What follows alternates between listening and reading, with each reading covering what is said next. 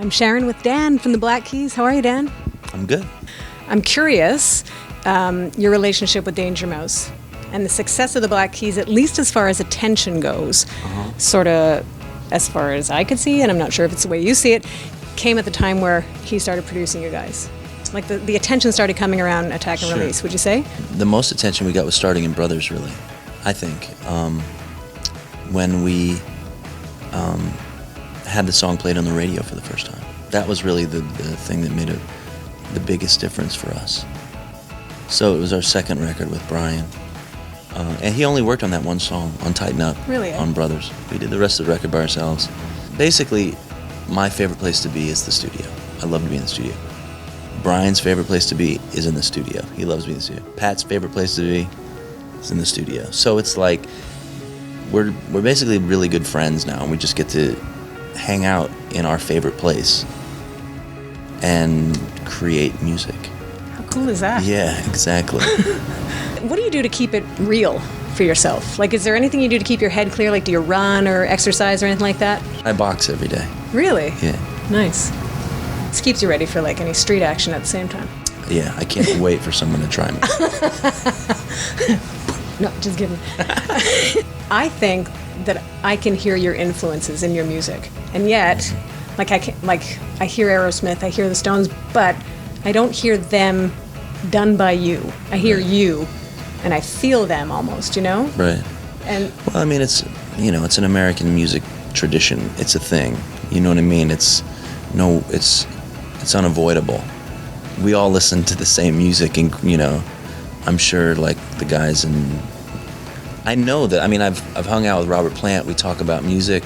We listen to the same records. We're obsessed with the same blues records. We grew up listening to the same shit. I mean, it's like there's a reason that the music sounds so similar. It's because it's like the same root. But it was that beautiful thing that happened in America, where like African rhythms and European folk songs and all these weird different traditions happened. Like weird rhythmic stuff from the South coming into New Orleans is like, it created this amazing thing that all of these bands have just drawn on, whether they know it or not, Yeah. About you guys as friends, because you've been friends before you were Well, no, together. The thing was, we weren't friends. We've known each other since we were 8. But your brothers were friends, is that right? Our brothers were friends. Okay. But we've known each other, but we were in different grades. So you know how you never hung out with anybody in a different grade. No kidding. So Pat had a whole group of friends he hung out with. I had a whole group of friends I hung out with. And we weren't really, we'd known each other since we were 8, but we didn't know anything about each other.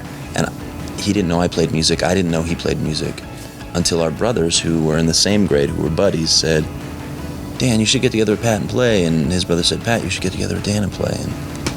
And it, from that first time playing, we just always clicked. We always had an unspoken way of communicating that just worked.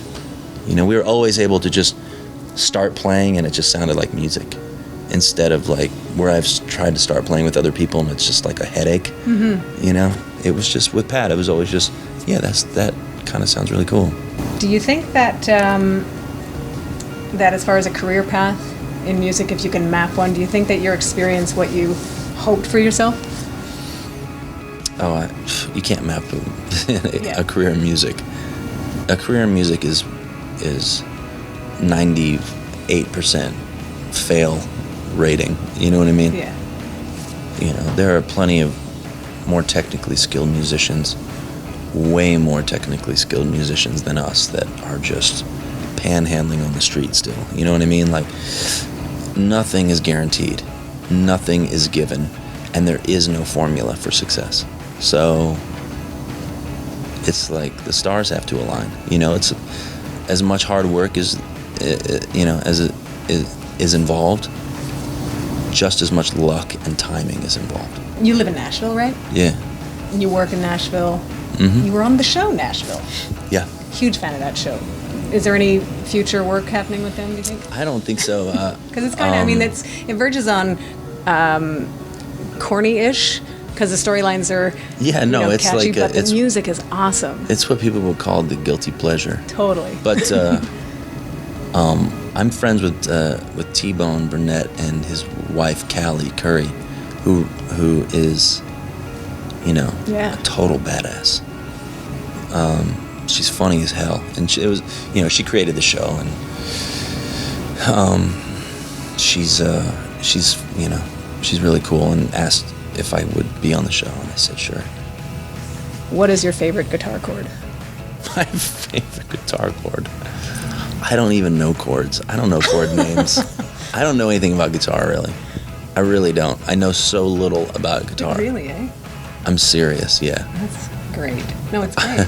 Because it's coming from a place that's completely natural and organic. I don't know any special names for chords, any like jazzy names. I don't know how to describe a lot of... I know A, B, C, D, E, F, G. Just checking. But other than that, like suspended and all that shit, I don't know what that means. No. I don't know. I just play by ear and by watching. That's how I learned was watching people play. That's cool. We have that in common. Not that I'm on tour or anything, but my mother used to teach guitar when I was like 5, so kind of a little. Yeah. But I'd watch. And to this day, I'll watch. And I know the chord boxes and stuff. Right. But My mom taught piano, and I always regret not learning how to play piano. I wish that I had learned a little bit of theory and some piano from my mom. But that was the one thing that I rebelled against for some dumbass reason.